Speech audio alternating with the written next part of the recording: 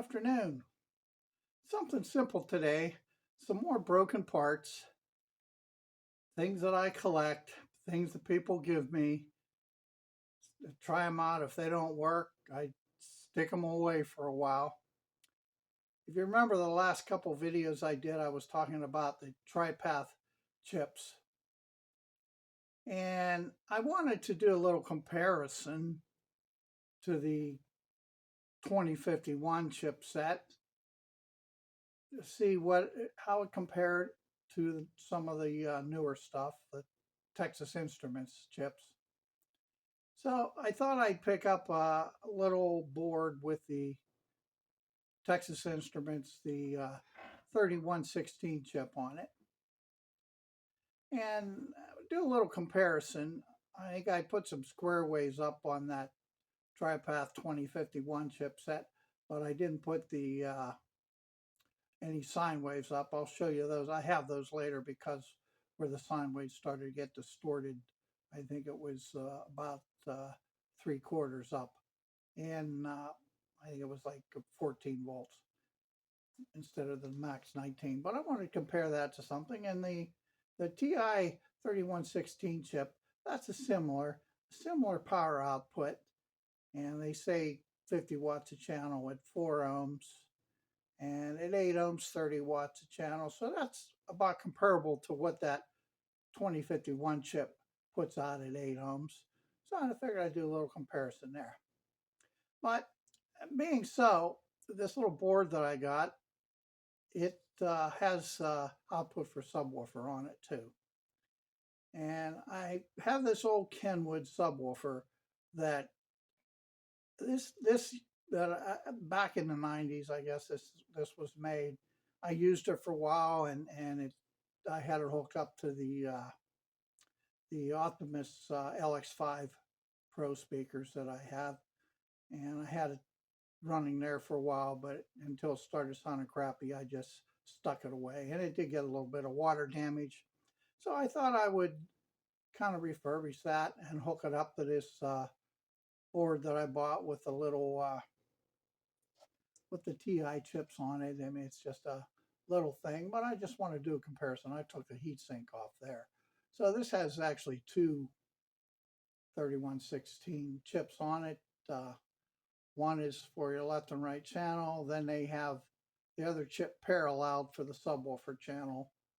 So we'll see how. I'm more interested in just seeing what the regular stereo channel output does. But I thought, hey, since I'm doing this, maybe I'll resurrect this old subwoofer. And it's kind of in bad shape, but I'll show you here what I have to do on it.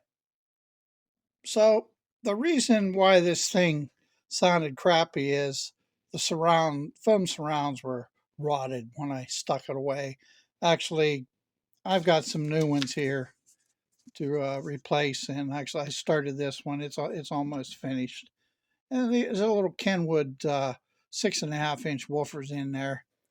And here is the data sheet on this.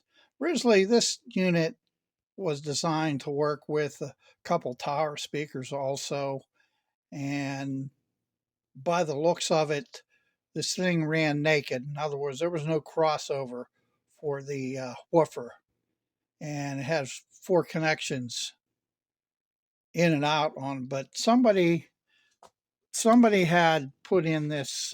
Whoops, let go of that. Somebody had thought it needed a crossover. As you can see, the big hole there. It had this real cheap, cheesy crossover in here with the ins and outs, inputs, and then out to the satellite speakers. But what I'm going to do is I'm going to remove all this junk, and I have some good brass posts I'm going to put in there, and I'm not even going to use these. I'll just leave them there. I have some brass posts that I'll stick in there, some nice ones, and increase the wire size on the inside. And also I have to fix, actually you can see there was some water damage here and that separated, but on the inside it's good. It's not, I don't know if you can see it down in there. It's not cracked open on the inside.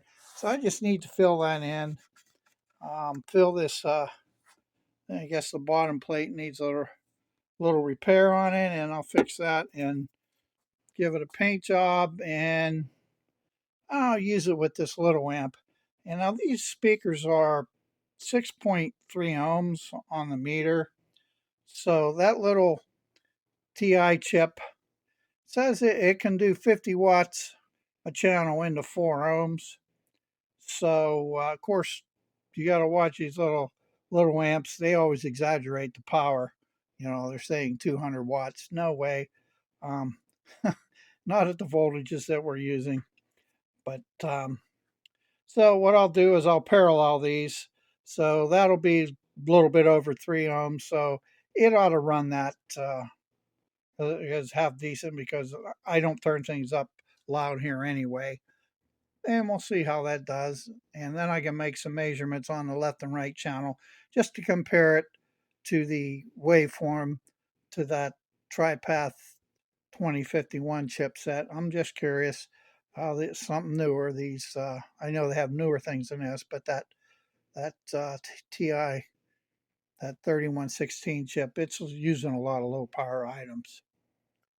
So let's move on, and I'm going to put that little board in some type of box, so it'll look half decent and proper outputs on it. And I don't know how good this power supply cap is, but it says 6800 on it, so we'll have to measure that and see. Maybe I'll replace it with a better quality. I don't know the quality on that, but hey, for the computer, it'll be just fine hooked to those LX speakers and this subwoofer. And if I decide to play a game or something, who knows what this old guy will do on the PC. But I'll get this finished up and we'll look at what I did here shortly.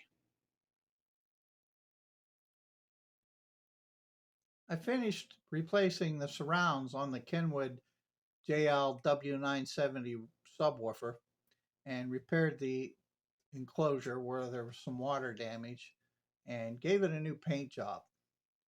The surround replacement, it turned out pretty good, and I tested it with a 30 hertz signal for a few minutes from the subwoofer output of one of the amplifiers, make sure they were going to work fine before I put them back in the cabinet. I repaired that damaged cabinet where it had swelled with Sturm's rock hard putty. I don't know if you've ever used this, but it comes in a 4-pound can for about $10 at Lowe's. And it's a powder. You mix it with water and it dries rock hard, and it can be sanded and painted easily. I've used it for wood repairs in the past and also some other repairs. Now the subwoofer itself has a frequency of 30 hertz to 350 hertz according to the documentation, but it was made to be paired with a Kennwood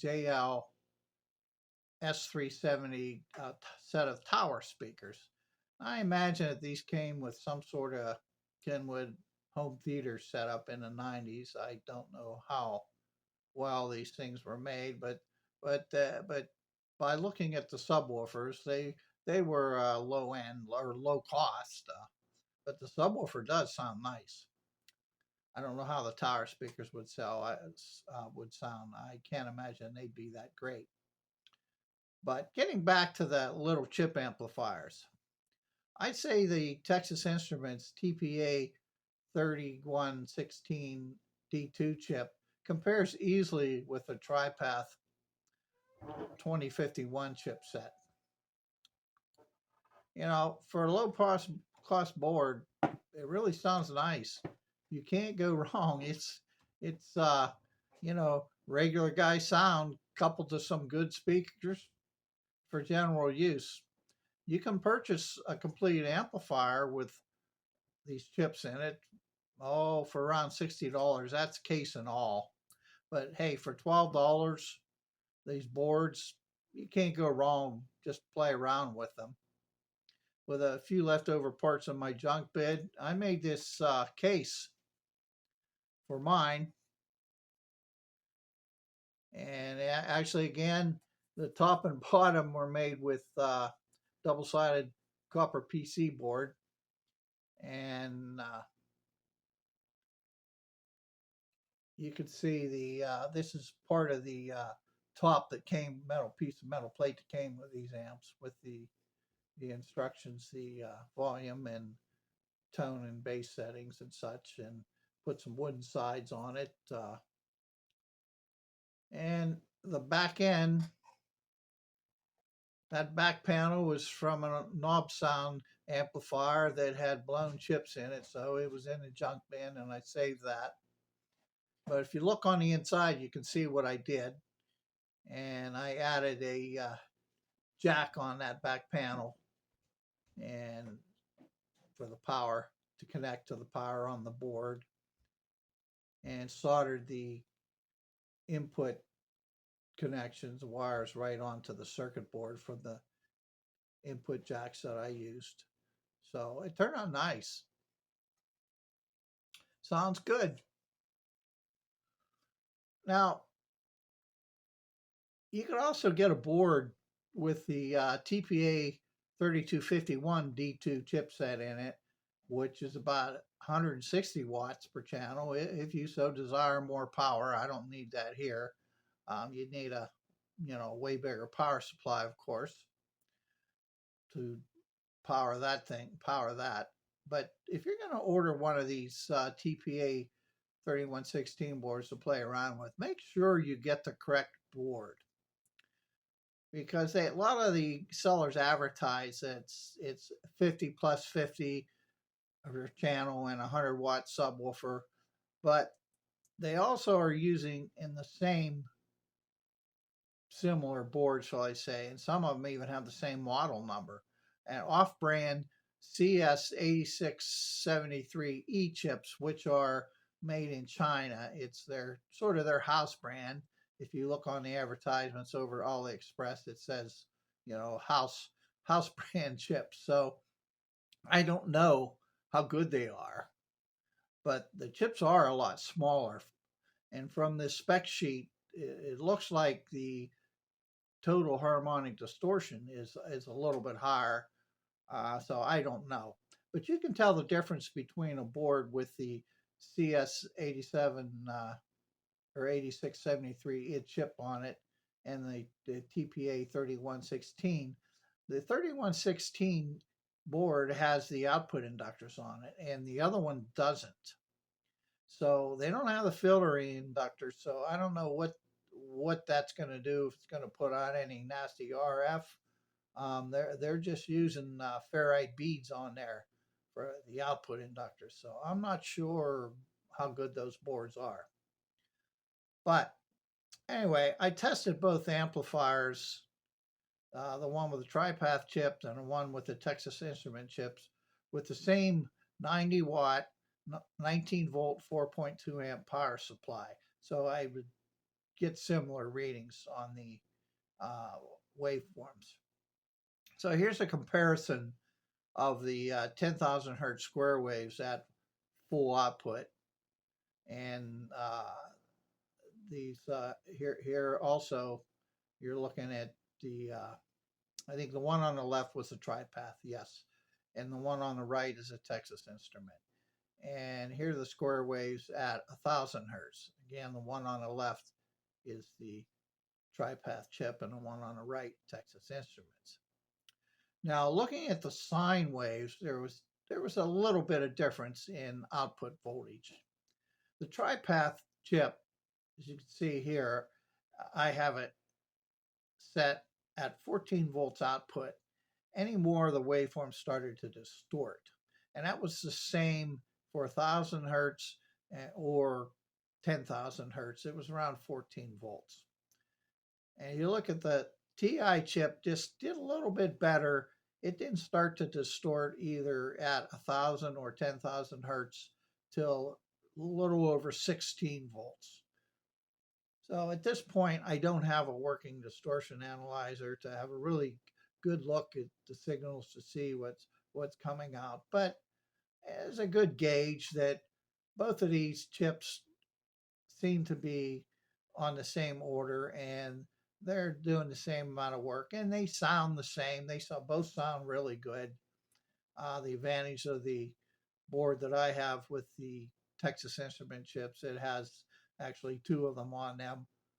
One of them is bridged, and they're running the subwoofer output on it. So that's about that. If you have any questions about these, any comments, uh, feel free to leave a comment, and don't forget to subscribe. God bless. Have a good day.